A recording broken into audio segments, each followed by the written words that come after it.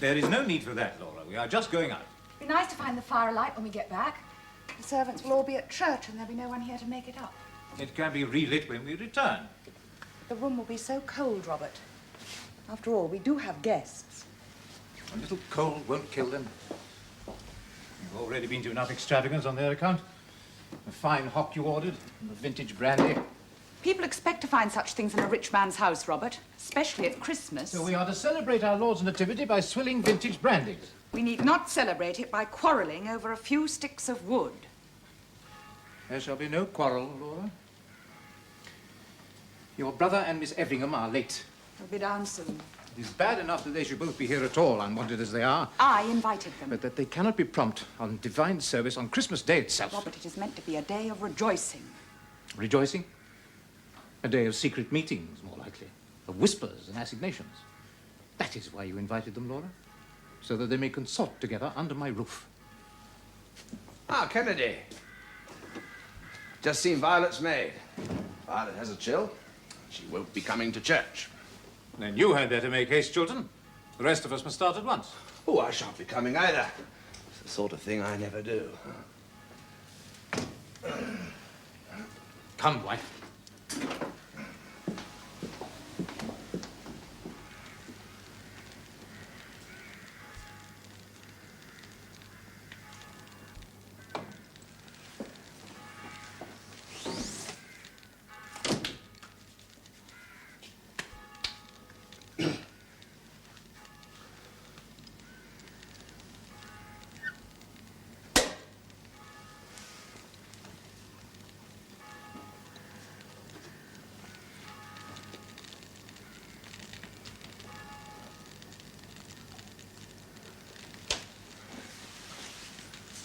Merry Christmas, Violet.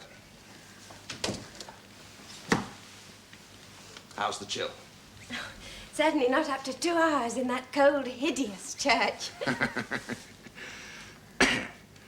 Hey, you do not mind these, I hope. No. No, I like the smell. Good. Well, what excuse did you give Mr. Kennedy for cutting the service? I told him the truth. I never go to church, and so I told him. But how did he take that? Badly. Men like Kennedy do not care for the truth. Very few people do. It upsets too many comfortable assumptions. That's it, my dear. Now I shall upset some of your comfortable assumptions. But I have none. Oh, but you have.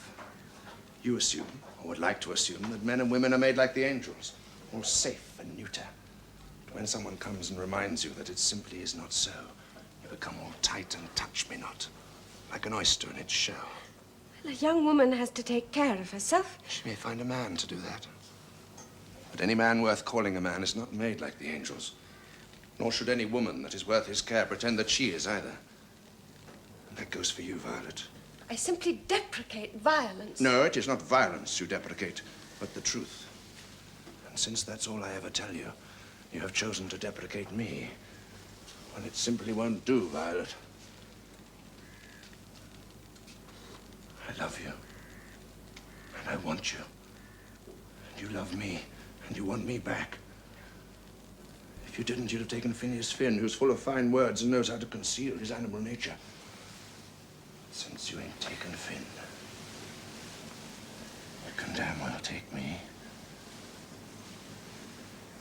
And let that be an end to it.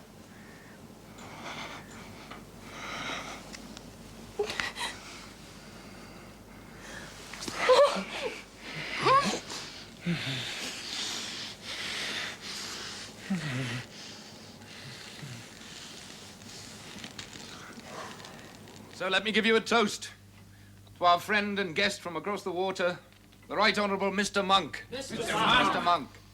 I would like to propose a toast this Christmas Day. And though I'm English, mine is an Irish toast. Ladies and gentlemen, I ask you to raise your glasses to a cause dear to our hearts. Justice for the Irish tenants. The Irish tenant right. The Irish tenant right.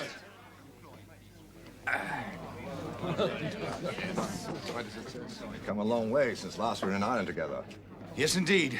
The government now know that I mean what I say and will not be put off. And the people. The people will listen. The people will be angry. Some will be angry at the injustice we shall expose, and others will be even angrier with us for exposing it. Some of our friends will be angry, I think. All our friends, or all those on the government benches? Phineas, Pal- the music. Yeah, very nice, Mary. But I the wouldn't think... dancing, Phineas. Go and enjoy yourselves. While you can.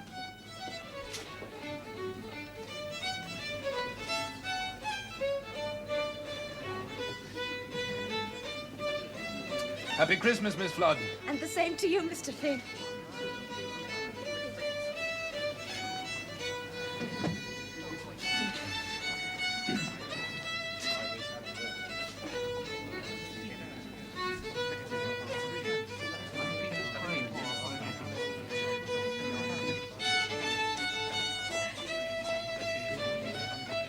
It's nice like this, isn't it, Phineas? It'd be even nicer if there was no one to watch us. Mary, you go upstairs to tidy yourself. I'll go out for a breath of air and then slip up the back stairs to the old night nursery.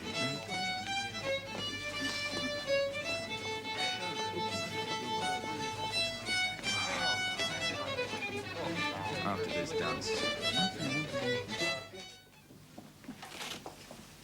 So at last it's settled between you and Oswald. I can hardly dare to believe it, Violet. After so long. Tell me, what happened? Well, your brother told me a few home truths. Not for the first time, I should have thought. Well, no, but this time he illustrated them. Most colourfully, I thought. And you did not resist. Well, I meant to, but I suppose my chill must have weakened my resistance. Then we must all be very grateful to your chill. Well, Oswald doesn't seem to be all that grateful. Well, he might at least have stayed on here a little longer in honour of our engagement. Oswald always intended to leave on the 26th. And Oswald sticks to his plans, just as he stuck to you. Yes, I must say he has been most constant. Well, I shall go up now. I must write to Oswald and to your father before I sleep. Oh, Father will be so happy for you both.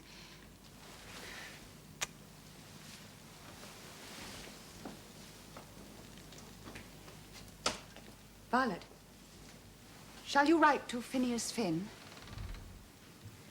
Oh, I shall leave that to you. But I fancy it would be appropriate.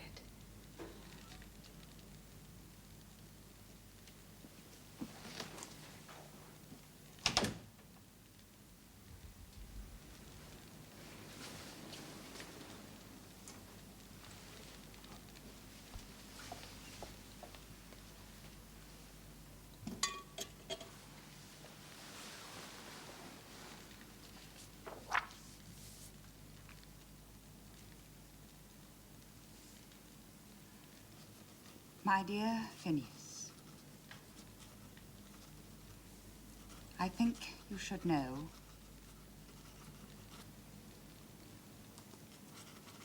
that Violet has accepted Oswald at last.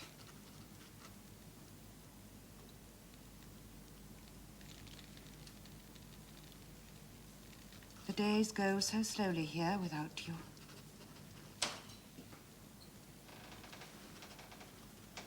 You do not spare the lamps, I see.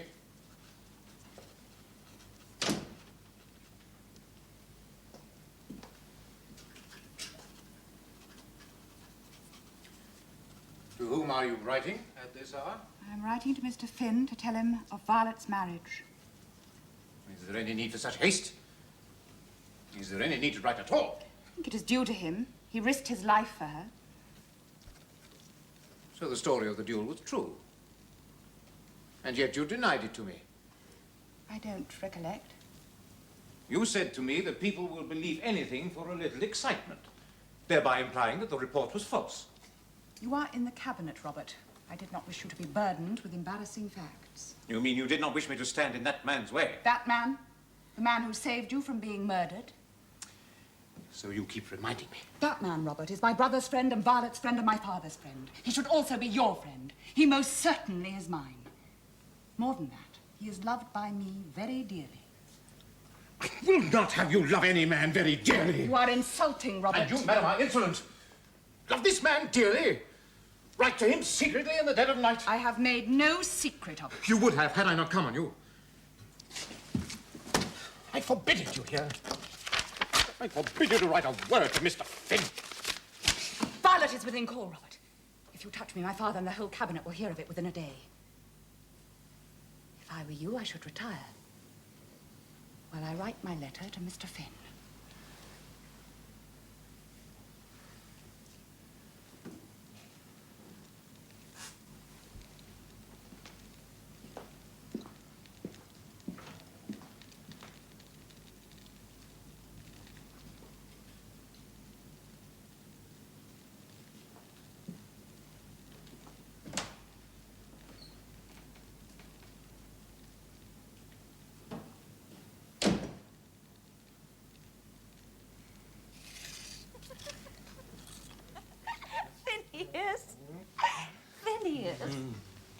Phineas, there's something we must talk about, Phineas.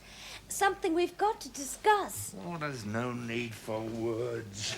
Oh, but there is, Phineas. There's something you must say to me. Oh, I love you, Mary. I love you very dearly. And is that to be all? Oh, it must be all for the time being, Mary. I have my way to make. I could stand by you and help you make it. No, not yet, Mary. I'm a poor man. It wouldn't be fair to you to ask you to share my life now. But I don't mind poverty. Well, I mind it for you. But you're not poor. They pay you very well for what you do at Downing Street. They may not pay me much longer, Mary. My position, any position it is very precarious. And is it always to be like this? For a long time. But at least we may be engaged. Phineas, we must be engaged. All you said and did in the night nursery on Christmas Day. Oh, must that commit me forever? Phineas. Ah, Mary. Mary, look, I'm sorry. I didn't... Oh, Mary, will you stop it? Mary, I didn't mean to be cruel. Of course, it shall be as you say, Mary. You may consider that we're engaged. When shall we be married? I can't say that yet, Mary. My future is very uncertain. Mary, when this Parliament is over, I won't have any seat. So your career is more important than our love? Unless my career flourishes, Mary, there can't be any love for us. Or any life together, either. For true love, there must be life together. And so there shall, Mary, so there shall, all in good time. You promise?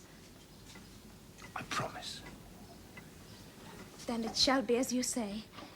In the eyes of God, we are engaged. Yes, but no one else must know, Mary. No, this is to be our secret. Untold and therefore unsullied.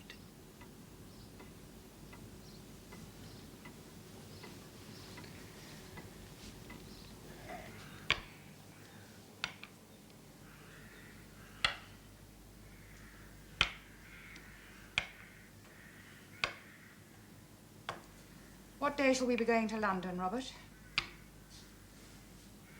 I must make arrangements and start putting my things together. To London? Parliament begins again very shortly. We shall want to be there a few days before. Why should you wish to be in London a few days before? Or indeed at all, what is Parliament to you? For one thing, I'm the wife of a minister. Wife. Wife, who hankers to leave home and her wholesome duties there for London. Robert, I am only asking to know your plans. I have none. Yet. You will be going to London for the beginning of the session, and I suppose that you wish me to come with you. In any event, I must come. I must see my father again, Robert. He's old and far from well. I do not think it is only your father you wish to see in London. I have not yet decided, Laura, what is best for you. Whatever you decide, Robert, I shall go to London. You would disobey. You can't imprison me here. If you forbid me to come to London with you, I shall go by myself. You would be penniless. Where would you go? I shall go to my father's You house. would crawl to him for support. Lord Brentford, I think, is ill-able to bear extra expense just now. Oh, my dear Robert, he can still afford to look He had after to me. sell property to find your diary for me. Don't worry, he's not going to ask for it back. He would not get it back. Oh, Robert. At least I can keep the money that is my right, even if I cannot keep the love and duty that are owed to me. You shall have Brentford everything was that is morally owed to you, bound Robert, if pay. you will only use the kindness and confidence that are owed to me. Let me come to London with you. Please, Robert. Please. I am not sure any longer what confidence is owed to you, Laura.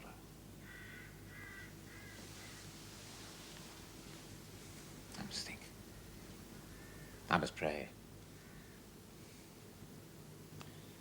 As for London, we shall see.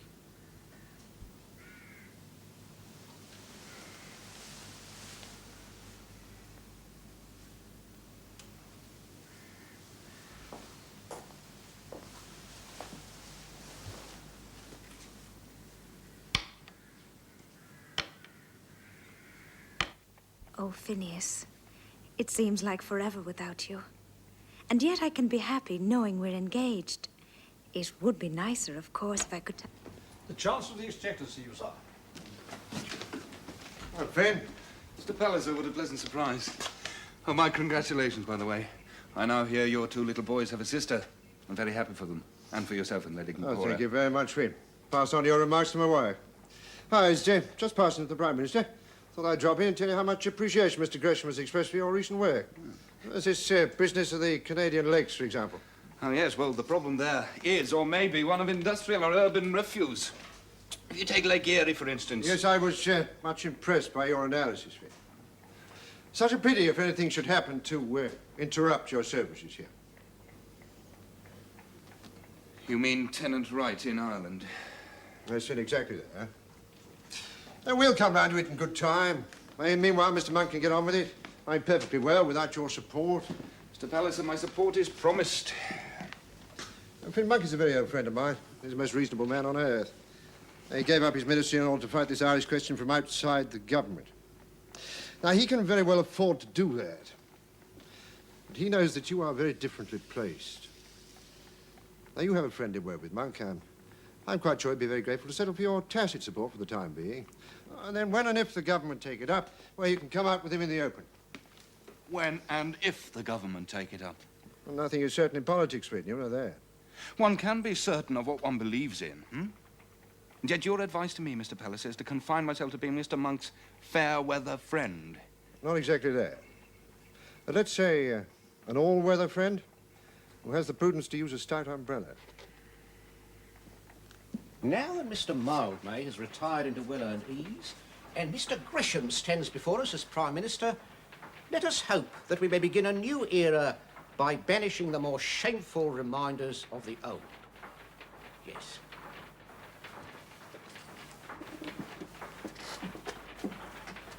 And first of all candidates for banishment must surely be...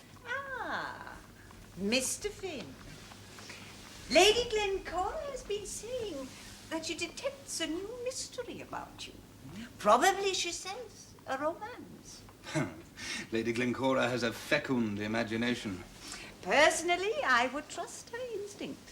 Now, let me have a good look at you. Yes, yes. Definitely an order of romance. Madam Max, I might as well admit to you that Yes, Mr. Finn. romance is over for me. You must have heard that Miss Violet Effingham, whom I loved, has married Lord Chiltern. So, it is not romance, it is self-pity. Oh, what chance did I have? A very good one, I should have said. Had I been Miss Effingham, I know whom I should have chosen. Oh, but him being a viscount and his father an earl. It is very easy for a man to be a lord if his father is one before him. But for a man to make himself a lord, or as good as one, now that I call very much indeed. So, don't worry about Miss Effingham. There are women, and pretty women too, who have spirit enough to understand this and to realize that what really counts is the man. His Grace the Duke of Omnium is below, madam. Ah, please show him up. So remember, there are maidens in Scotland more lovely by far, who would gladly be bride to the young Lochinvar. In Scotland and in England, and I am sure in your native Ireland too. Yeah. Yes, there is still something about you which suggests not exactly romance, but certainly intrigue. Someday, Madam Max, I will tell you my secret. Why not now? No, it's too slight a thing to bother you with now. With the Duke of Omnium on your stairs? I could always ask His Grace to wait for a few minutes. Oh, no, nothing in my poor affairs could possibly justify that.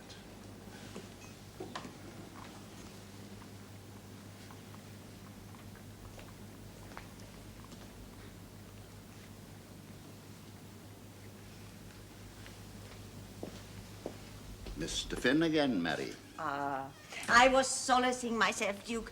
I thought you were still taking the waters and bathing. Oh, what's the use of cures at my age? There's no cure for Anno Domini except to forget oneself in pleasure. So I've come back to London to see you. Your Grace is, as always, very flattering. You had my letter when you were in Vienna. I did indeed, Duke. Your Grace was very exigent in making a request which I had already forbidden. Mary, I know I'm an old man, but when I look at you, I feel a surge of youth. Lake Como is just as beautiful in the spring as it is in the autumn. If you will only come with me to my villa there, just for a few weeks. Lady Glencore of Palliser and Master Plantagenet Palliser. Ah.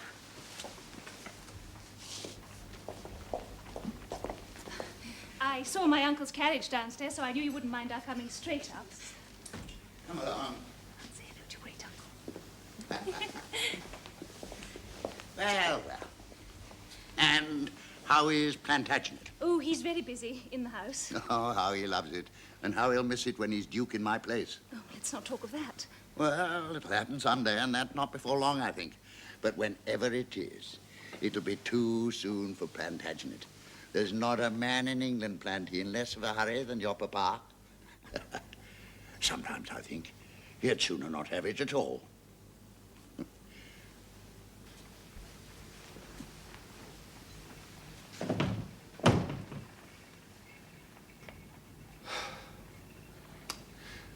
So you are in London, Lady Laura. Your father didn't know when you might come. Nor did I until the last moment. Mr. Kennedy would not inform me of his plans. Oh, but surely he was bound to come. Of his plans for me. And what were they at last? That I should come to London with him and then go nowhere without him. So at this very moment you... I'm playing truant, like a child from school. He cannot be as bad as that. It's far worse, Phineas. He didn't wish to bring me to London for fear of those I might see here. And yet he dare not leave me alone at Lochlinter, lest I escape him altogether. Is that how he thinks of you? It may be how I think of myself. If only I had someone to turn to, Phineas. But Oswald and Violet are away on their wedding tour, and my father's very frail. If you need someone to consult, Laura, you know you may trust me. I shan't be able to come here again. And you mustn't come to Grosvenor Place. Why not? It would be cold, stiff, horrible.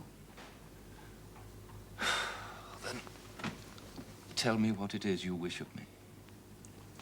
Say no word to anyone of this visit, but be ready for a word or a sign when I may send it. Oh, be civil to Mr. Kennedy when you meet him, but never be alone with him. In this matter, my husband is insane. Mary, yesterday I asked you something. You did indeed, Duke. Something to my purpose, nothing. Fortunately, you were interrupted by your niece and that dear little boy. Mary, A man at my age should be gratified. And so you shall be, Duke. Since you are kind enough to send me these beautiful grapes, the least I can do is to share them with you. Do not tease, Marie. A man at my age does not like to be denied. What man at any age likes to be denied? Forgive me, Marie. If I ask humbly, will you deny me still? If you ask humbly, I must listen, I think. I'm asking for the greatest gift of all. Ah, but that is salvation, my Lord Duke, which is hardly mine to bestow on you. You may bestow on me all the salvation I need if you would spend a few weeks with me in the quiet of an Italian lake. And jeopardize my own salvation? Marie, you know that I love you. Why I should have so sore a love, I cannot say. So sore a love. So sore, if it be not gratified. Marie, I ask you to be my wife. Duke of Omnium, this from you? From me, Marie. My coronet is at your feet. If you will allow me to raise it, I will place it on your brow.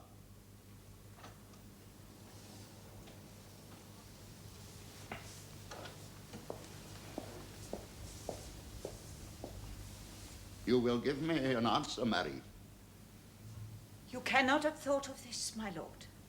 I have thought of it much. And your friends? Oh, my dear, I may venture to please myself in this, as in everything else. You will give me an answer, Marie. Not on the spur of the moment. I am so flustered now, I must ask you to leave me.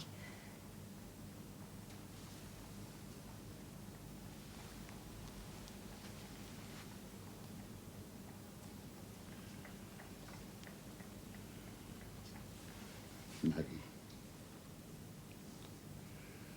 Please. Give me 2 days.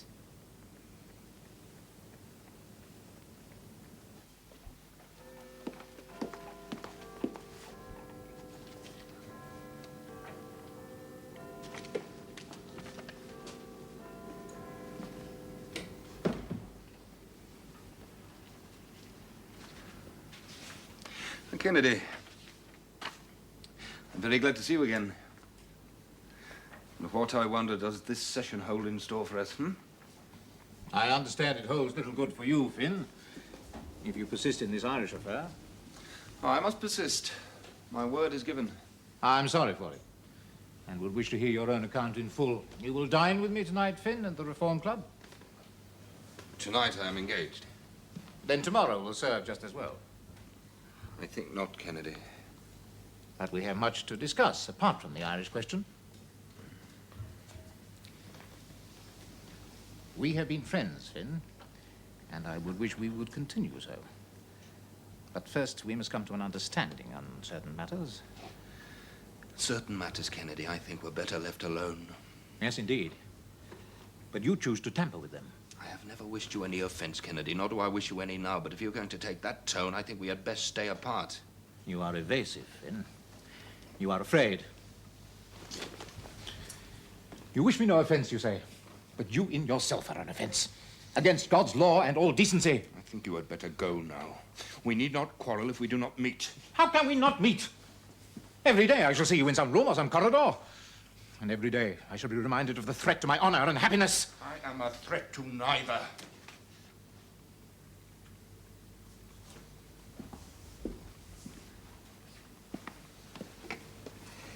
You have long been a shadow over my happiness, and for aught I know have destroyed my honor. I warn you, Finn, if I find it to be so, I shall be as merciless as my just God, who poured down fire on the cities of the plain. If he were to marry, there would be no child, I think. Well, she's young enough to bear one. But he's an old man. He's worn out with his pleasures. This woman has stirred him, Plantagenet. He was tired of fair faces and fat arms. This woman has a glitter about her which has called up the last of his desire. My dear, I cannot be his keeper, and nor can you. Oh, can I not? For my son's sake, I would cling to the very tail of his coat. Cora, many women have tried that with my uncle, and he's always had his way. Now, he is not engaged to Madame Goesler, otherwise he would have told. Yes, I think he would. Still, there's no knowing. I only have one doubt now, whether to act upon him or upon her. I don't see that you will do any good by going to either. Well, if she's the woman I think she is, I could do something. I shall go to her tomorrow. Why have you not written, Phineas? I know you are very busy. Even so, I swore to myself that I would not pester you, that I would wait until I heard from you before I wrote again. But now I can wait no longer. For some time I have been uncertain. Now I am sure. Phineas, I am with child.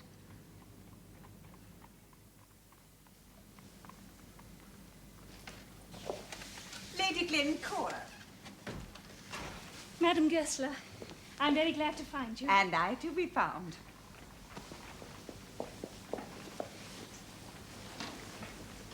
My uncle has been with you since I saw you last. He was here yesterday. He comes to you often? Not as often as I would wish, Lady Glencora. The Duke is one of my dearest friends. Then I think, Madame Goesler, that I had better come to my subject at once. What I have to say will be disagreeable, but I assure you I don't mean to offend you. I shall be offended at nothing, Lady Glencora, unless I think you mean to offend me. No, I do not. You know my little boy. Ah, yes. The sweetest child. God never gave me anything half so precious as that.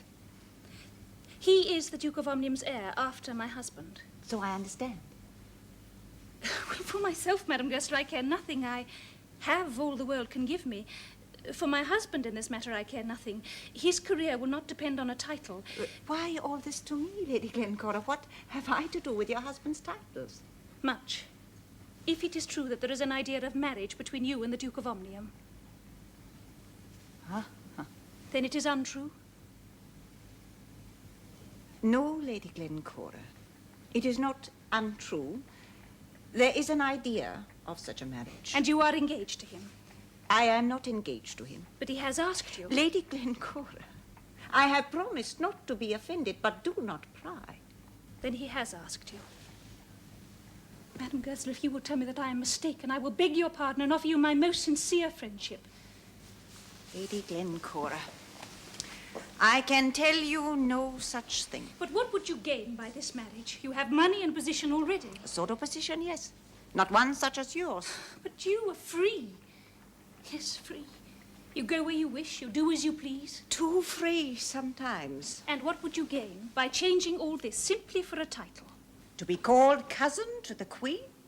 And for that, you would rob him of all his friends, degrade him among his peers. Degrade him? Who dares say that I will degrade him? He will exalt me, but I will no whit degrade him. Anyone, Madame Goesler. It is not I that despise you. Well, if I did, would I offer you my hand in friendship? Old man, over 70, carrying the burden of a rank such as his, will degrade himself among his fellows if he marries a young woman without rank, let her be ever so beautiful. A Duke of Omnium, Madame Goesler, may not do as he pleases. I would not willingly injure him in any way. Who wishes to injure a friend? But, Lady Glencora, I must tell you, my mind will not be turned against this marriage half so strongly by any arguments you may use as by those I may adduce for myself. You've made it almost incumbent upon me to marry him now just to prove you are wrong. But you must leave me to settle this matter in my own heart. You must indeed.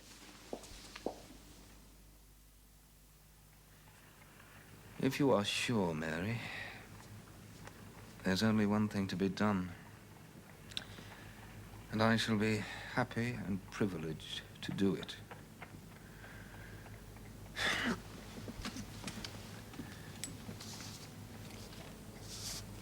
I shall come to Ireland.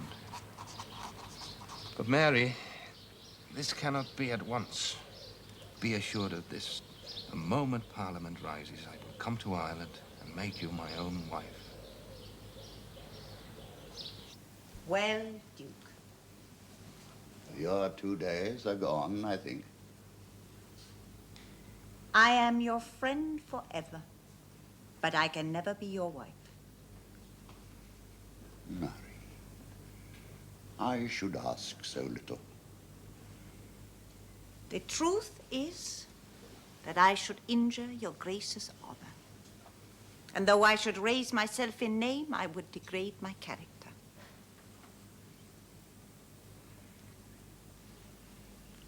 Mary. As Madame Goesler, I can move with ease even among my superiors. But as your Grace's wife, I would not know an easy moment, nor would your Grace. But I am your dear friend, and shall hope that you will still be mine.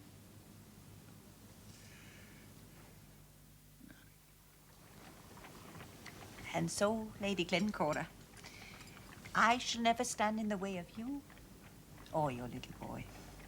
But there are more women in the world than one. Well, if there arise another, I shall come to you for expert advice. And now, Marie, I really must make my apology. You spoke a true word, if not a very kind one. But yes, I should have disgraced him. Degraded and disgraced. I should not have been very happy, I think. As it is, you have all society can give you. One thing I have not got, a bright-faced little boy to go about with me in my carriage. Yes. Yes, I dote on my bright-faced little boy, as you call him. You see, it was because of him, or rather Plantagenet's and the Duke's need for an heir, that I sent away the one person that I truly loved. I stuck to my duty. Still, that's an old story. You will bring him again to me soon? Oh, of course, that was part of the bargain. I shall hold you to no bargain. I know, and that's why I shall keep it, because I believe you to be a generous, noble woman. But not noble enough for the nobility. Oh, Marie, why bother with nobility when there is youth to be had? I think you refer to Mr. Finn. He and I are close friends, no more. Then it is high time that there was more. He'll be at the garden party on Saturday, and I'm hoping that you...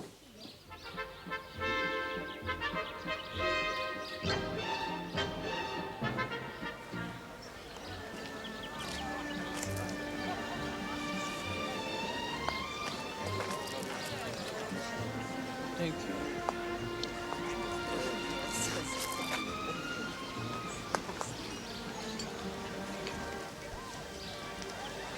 Lady Snow. Mr. Robert Kennedy Lord Snow. and Lady Laura Kennedy.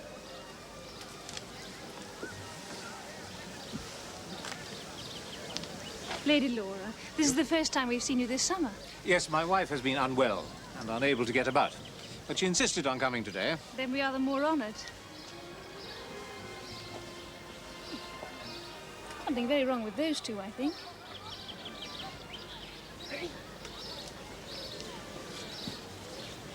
Phineas Finn is down by the croquet lawn alone for the moment. I'll take care of him for a bit.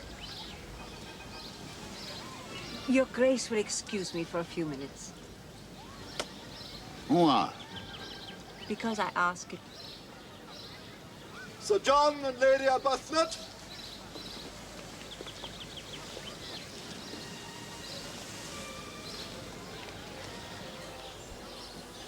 Mr. Finn, are you going to play croquet? No. Pity. I should like to have seen you wielding a mallet. Oh, then I will play if you like. I'm afraid I have to return to the Duke in 5 minutes. Why? Because he will be cross. Well, that won't hurt you. He's only a buckram. I think he is a gracious old gentleman. I do not like to hear him called a buckram. What good has he ever done? Oh, I own that to me there is something glorious in the dignity of a man too high to have to do anything. If only he knows how to carry his dignity with a proper grace. And you think the Duke of Omnium still does that? Hmm? I think he still maintains his prestige, to me at least. Prestige. The man is idleness incarnate. What kind of an example is that for you or for anybody? Mr. Finn, I told you I admired the Duke. I did not say that I would wish to be like him. No. For myself, I would rather be of use somewhere. Or to someone. Mr. Finn, let me be more precise. I am a free woman and a rich one. I am looking for a cause or a man. Both in one, if possible. Tell me, Mr. Finn, do you know of a man with a cause? One who would welcome both wealth and love? There must be many such men. One would do, Mr. Finn. I hope you find him soon, Madam Max. No, I mustn't keep you from his grace.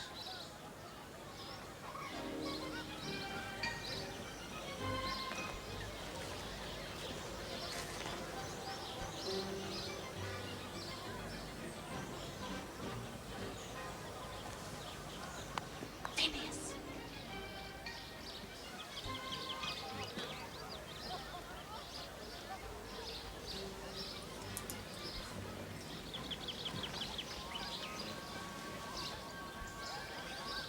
Mr. Finn looks depressed.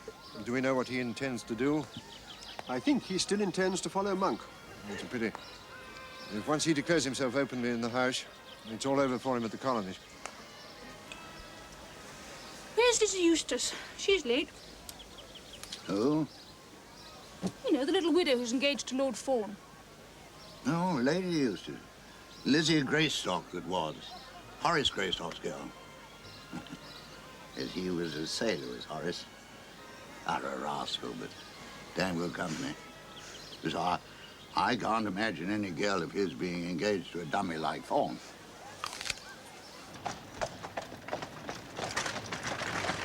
If we don't get there soon, we shall have missed the acrobats. What can I do? Well, you might tell him to drive faster, dearest. He's going as fast as he can. We've already had one accident. Since your sense of what is proper denied us the pleasure of travelling in my carriage, you might at least have hired one without a wobbly wheel. You talk as if I did it on purpose. Well, at this rate, we'll have died of old age before we get there. A hearse would have been quicker.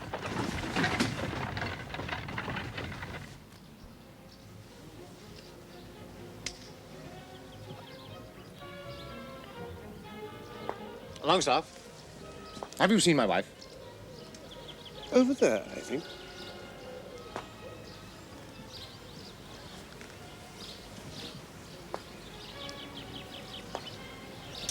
I tell you, Phineas, it's the only way. I must go home from here with my father and never set eyes on Mr. Kennedy again. Does your father know? I've sent him a note. I don't know what to make of it, but it must be so. Kennedy will prevent you. Yes, he'll try and he may succeed unless you stand by me. He'll use force, Phineas. Go to my father and tell him to be ready at his carriage at 5 o'clock. I'll hide from Mr. Kennedy until just before then. There's to be a show of acrobats at 5 o'clock, which may create some...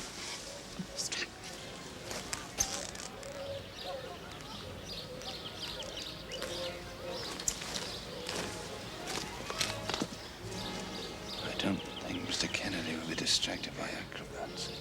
Phineas, you mustn't fail me.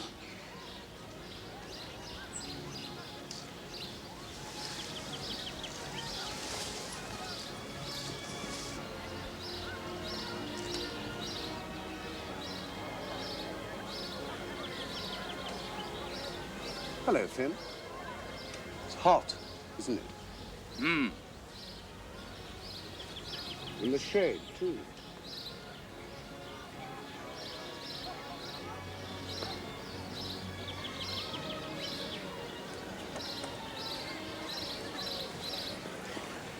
Oh, Mr. Kennedy.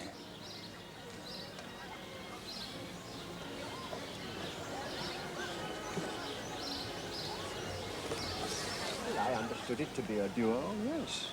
But he should tell you about it himself. Lord Brentford. Phineas. Mr. Finn? You have had Lady Laura's note, my lord. You're to be ready in your carriage at 5 o'clock. What have you to do with this, sir? I'm to give help, my lord, if it's needed. It's all sorrow, Mr. Finn. Everything has turned to sorrow and disgrace.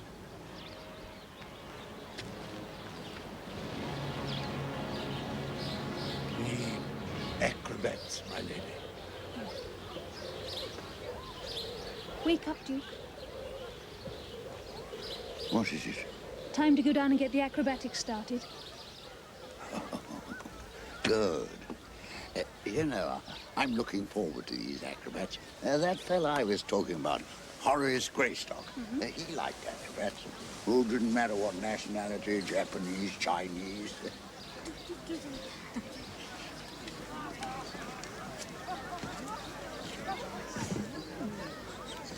Horace used to take me off to circuses whenever he got leave from the fleet.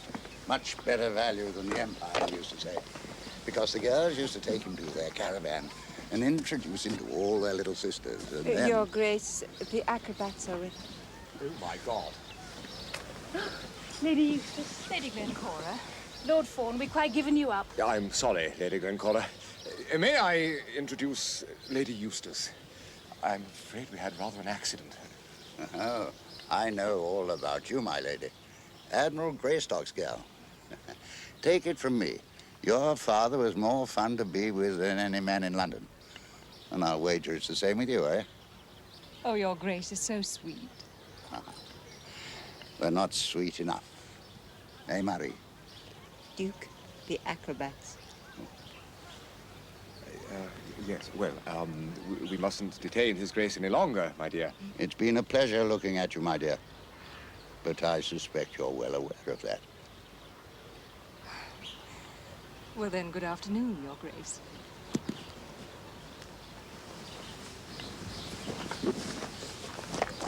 Lord Fawn looks rather nervous. Not quite sure what he's taken on, if you ask me.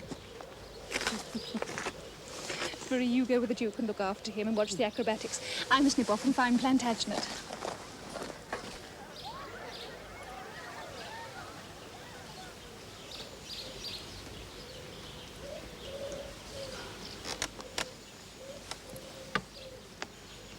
Let them begin. A glass of champagne.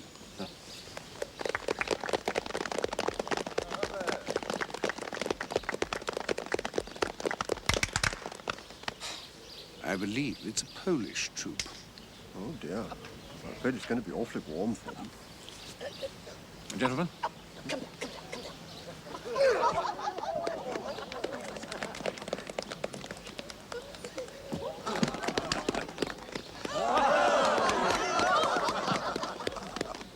Just like one of the Horace Greystock circuses.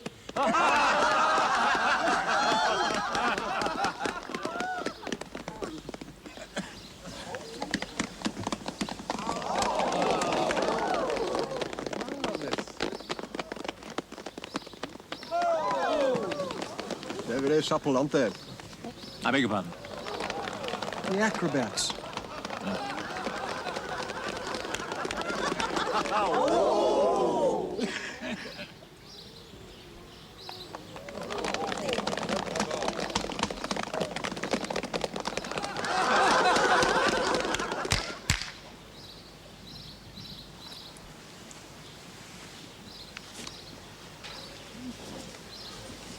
Lady Laura, leaving the acrobatics? No, her husband.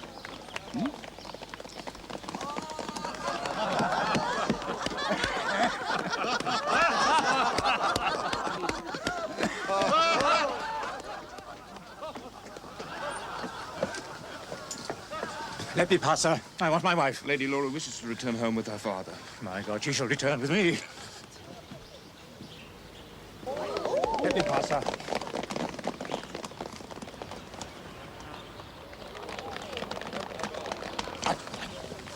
Wait, sir!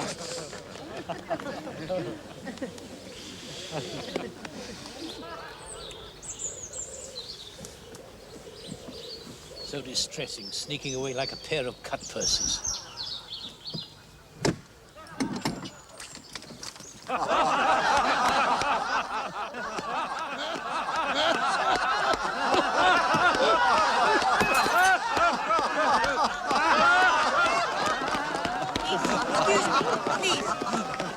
Please, come at once.